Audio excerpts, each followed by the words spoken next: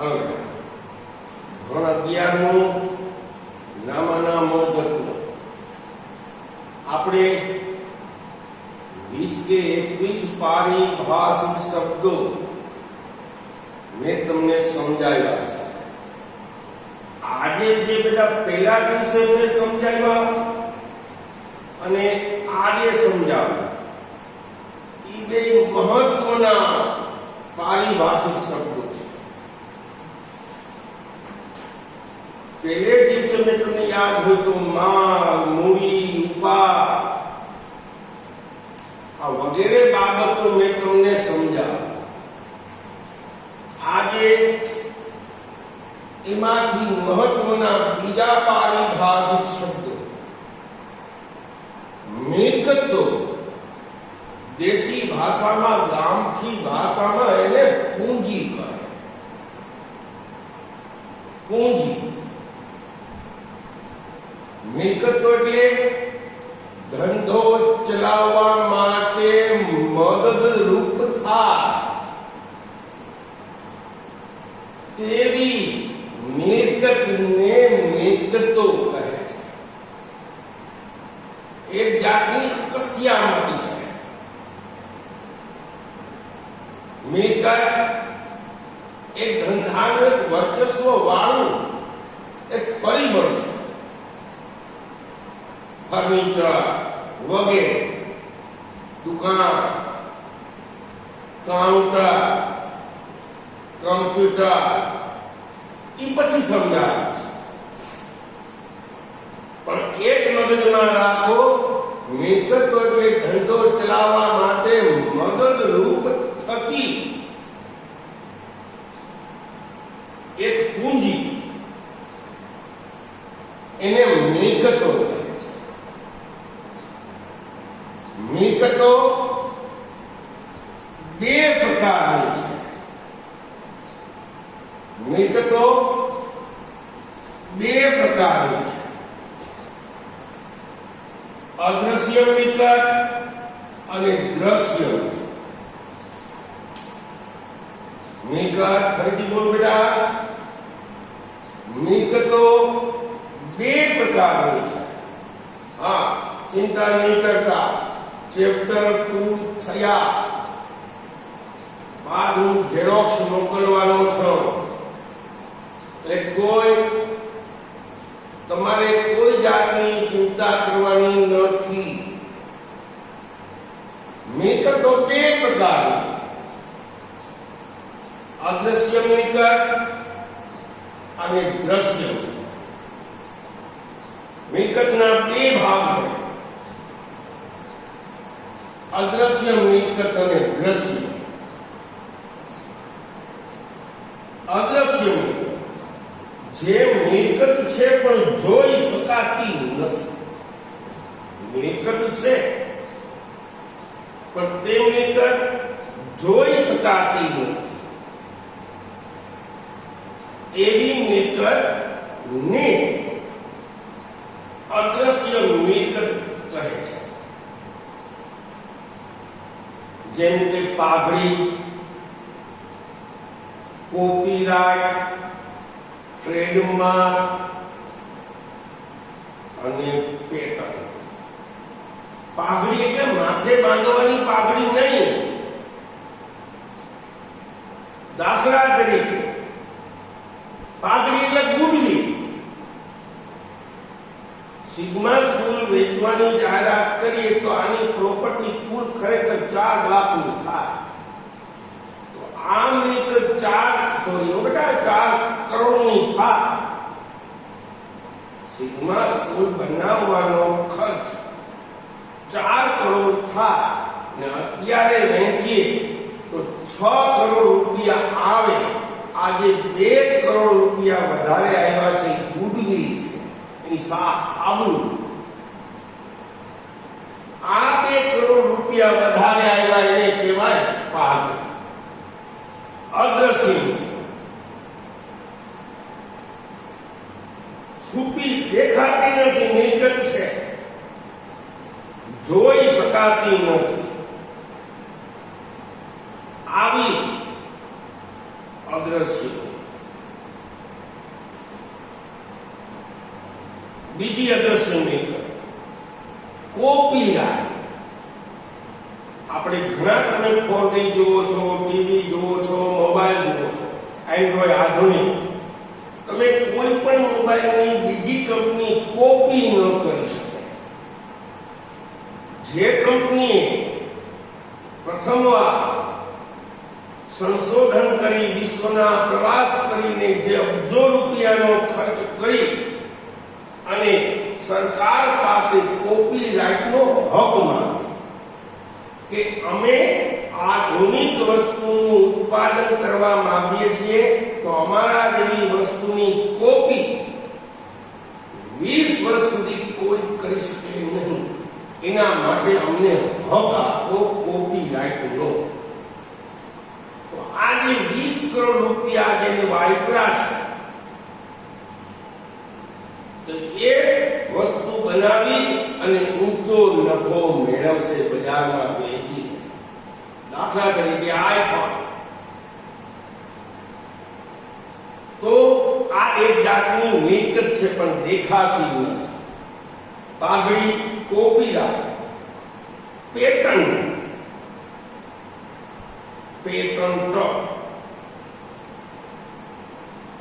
એટલે અમને હક આપો કે અમે ભારતની અંદર આધુનિક મશીનરી લાવીને અમે વસ્તુનું ઉત્પાદન કર્યું છે. આવી વસ્તુનું ઉત્પાદન કોઈ કરી શકે નહીં. અમને પેટન્ટનો હક આપો. તો તમને ખબર છે કે ગામમાં એક જ વસ્તુ વેચાતી હોય તો તેનો ભાવ વધારે હોય, તો આ પેટન્ટની કિંમત વાળી વસ્તુઓ જે તે કંપનીઓ ઊંચા ભાવે વેચી શકે અને ઉચ્ચ નફો પ્રાપ્ત કરી શકે. એના માટે સરકાર પાસેથી એક પેટન્ટનો હક માંગે છે. આ પેટન્ટ પણ અદ્રશ્ય મિલકત છે. છેલ્લી અદ્રશ્ય મિલકત ટ્રેડમાર્ક. તમે ઘણી વસ્તુમાં જોયું હશે ISA નો માર્કો હોય, વસ્તુ માર્કો. ઈ માર્કા વાળી વસ્તુ સ્ટાન્ડર્ડ વસ્તુ છે એનો પુરાવો છે. Trademark ISA. ઘણા ટ્રેડમાર્ક બદલાય. ઠંડા કુલકુલમાં સાધુનો ફોટો, પછી એક બીજું તેલ છે લાંબી બેન વાળવાળા છે, જ્યાં ખૂણામાં છે ને બેટા, એ વસ્તુના ખૂણામાં આવી રીતે લખેલું ટી લખેલો, એ ટ્રેડમાર્ક છે. ટ્રેડમાર્ક દાખલા તરીકે મારુતિ સુઝુકીનો S, ટાટાનો ટી બીજા પ્રકાર, ટોયોટાનો ટી આમ. આ ટ્રેડમાર્ક છે. ISA નો માર્કો એટલે બીજા કરતા અમારી વસ્તુ ઊંચી ગુણવત્તા વાળી છે એનો એક પુરાવો છે. એટલે 4 પ્રકારની મેં તમને અદ્રશ્ય મિલકત સમજાવી. ફરીથી બોલું, મિલકતના 2 પ્રકાર, એક અદ્રશ્ય મિલકત, બીજી દ્રશ્ય. અદ્રશ્ય મિલકત 4: પાઘડી, પેટન્ટ, ટ્રેડમાર્ક, કોપીરાઇટ. બીજી દ્રશ્ય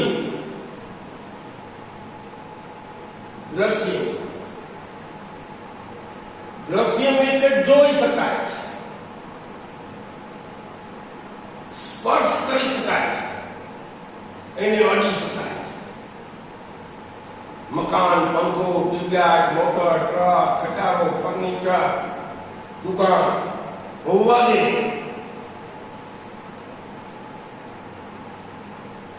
દ્રશ્ય મિલકત તે જોઈ શકાય છે. આ દ્રશ્ય મિલકતમાં ની પૈકીની એક મિલકત સ્થિર જોઈ શકાય છે.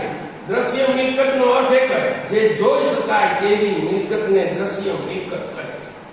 બીજું કઈ એમાં બી સ્થિર મિલકત. સ્થિર મિલકત એટલે જેનું આયુષ્ય ખૂબ જ લાંબુ હોય. એકવાર મિલકત ખરીદ્યા પછી આવી મિલકત વારંવાર ખરીદવી પડતી નથી. વારંવાર ખરીદી કરવી પડતી નથી. આવી મિલકતને સ્થિર મિલકત કહે છે, જેનું આયુષ્ય લાંબુ હોય છે. આપણે ફર્નિચર બનાવીએ તો પછી બીજી વર્ષે પાછું બનાવવું પડે નહીં. એકવાર મકાન બનાવ્યા પછી એનું બીજા વર્ષે પાછું બનાવવું પડે નહીં. જે મિલકતનું આયુષ્ય લાંબુ છે આવી મિલકતને સ્થિર મિલકત કહે છે. બીજું નામ છે કાયમી મિલકત, ચાલુ મિલકત. ચાલુ મિલકત એટલે એવી મિલકત કે જેનું રોકડમાં રૂપાંતર ટૂંકા ગાળામાં થાય. કાયમી મિલકતનું, સ્થિર મિલકતનું રોકડમાં રૂપાંતર તાત્કાલિક ન થાય.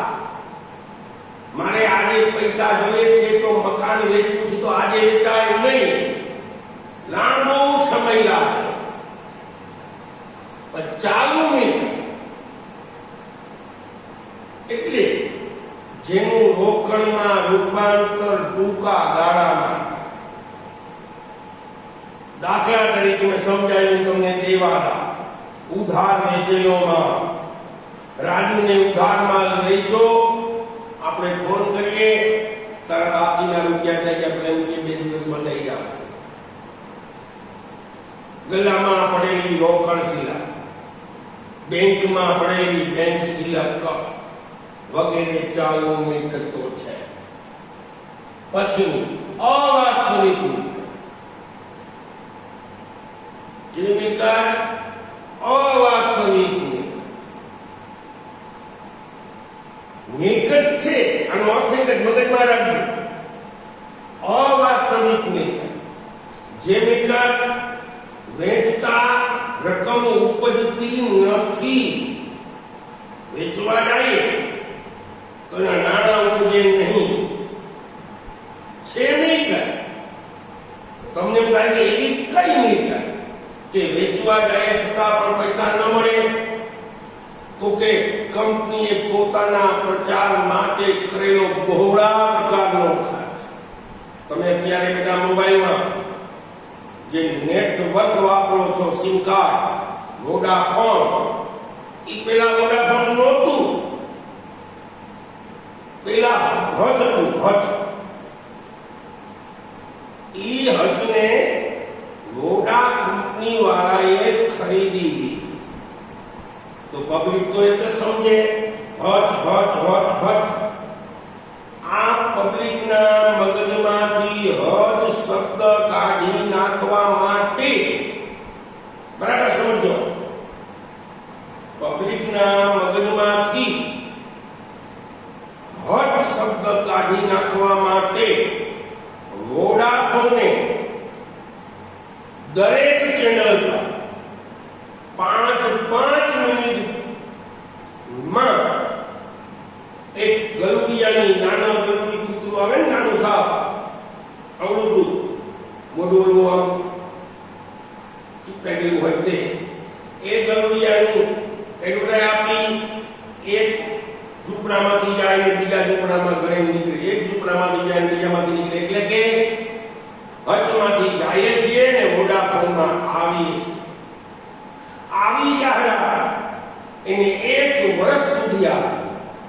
તો એનું કારણ એક કે તમારામાં શબ્દ હઠ એને દૂર કરવા માટે બહોળા અબજો પ્રકારનો હા ઓલિમ્પિક ખેલ, ક્રિકેટના વિશ્વ કપ, દરેક બાઉન્ડ્રી ઉપર જુઓ તો વોડાફોન બધાના વોડાફોનના જ સિમ્બોલ એ વોડાફોનનો. આ જે અબજો રૂપિયાનો જે ખર્ચ કર્યો છે આને કહેવાય જાહેરાત ઝુંબેશ ખર્ચ. એવી ઝુંબેશ કહેવાય. તો આ અવાસ્તવિક મિલકત છે જે દેખાતી નથી અને વહેંચતા ઉપજતી નથી. રકમ ઉપર શ્રદ્ધા દેવાદારનો પ્રકાર છે. દેવાદાર 3 પ્રકાર. એક સદ્ધર દેવા. આપણે કોઈ પણ વેપારી ઉધારના વેચે, તમે વેપારી છો, માનો કોઈ ગ્રાહક આવે તો તમે ગમે તેટલાની વસ્તુની કિંમત એને ઉધાર વેચો નહીં, તેનું મોઢું જોઈને તમે વેચો છો. તમે એની ગામમાં આબરૂ કેટલી છે એ પ્રમાણે તમે એને વસ્તુનું વેચાણ કરો છો. જે વ્યક્તિ સદ્ધર છે આર્થિક રીતે, આવા વ્યક્તિ પાસે વેપારી સામે ઘરે જાય કે દીકરીના લગ્ન છે, ચિંતા નહીં કરતા, મારી દુકાન છે ને એ તમારી દુકાન છે, ચિઠ્ઠી મોકલજો, માલ હું સમાજે અથવા તમારા ઘરે પહોંચાડી દઈશ. કારણ એને ખબર છે કે આની પાસેથી પૈસા આવી જવાના છે. સદ્ધર વ્યક્તિ છે. નાદાર જે વ્યક્તિ પાસે મિલકત કરતા દેવું વધી જાય, જે વ્યક્તિ પાસે વેપારીને મિલકત કરતા દેવું વધી જાય, કરજ વધી જાય, જવાબદારી વધી જાય, 8 કરોડની મિલકત છે અને 10 કરોડનું દેવું છે, કરજ છે, ચૂકવવાના છે, તો આવી વ્યક્તિ એક ખર્ચામાં ગયેલ વ્યક્તિ કહી શકાય. આવી વ્યક્તિ ઈમાનદાર હોય, હા, જો આવી વ્યક્તિ ગામ મૂકીને ભાગી જાય તો એને દિવાળું ભૂલકું કહેવાય. તમને આ શબ્દ યાદ છે? દિવાળું ભૂલકું કહેવાય. પ્રમાણિત હોય અને કોર્ટમાં જાય વ્યક્તિ, વેપારી, કે મને ગામના લોકો મારી નાખશે, મારી પાસે 8 કરોડની મિલકત છે અને 10 કરોડ ગામમાં માંગે છે, તો કોર્ટ આનો સર્વે કરી રિસીવરની એક જાતનો ઓફિસર ને નિમી સર્વે કરી ખરેખર સાચું છે કે હા, તો આવી વ્યક્તિને કોર્ટ નાદાર જાહેર કરે છે અને પોલીસ રક્ષણ આપે છે. આને કોઈ બોલી શકે નહીં. કોર્ટ નાદાર વ્યક્તિની બધી મિલકતો જપ્ત કરીને હરાજી કરી ન્યૂઝ પેપરમાં જાહેરાત આપી વેચાણ કરે છે. ને આ વેચાણેલા રકમ કોર્ટ જે માગે છે લેણદાર એને 100 પ્રમાણમાં ચૂકવે છે. કોઈ 1 કરોડ માંગે તો એને મળ્યા છે માત્ર 80 લાખ. હવે 20 લાખ માંગવાને એ લાયક નથી ને માંગી શકે નહીં, કારણ કોર્ટે એને નાદાર જાહેર કર્યા છે. 20 કરોડ ન માંગી શકે, એને ધમકી પણ ના આપી શકે, ગુનો બને. આ જાતનું રક્ષણ છે વેપારી સામે, એટલે નાદાર કહેવાય. બસ બેટા આજે ઘણું બધું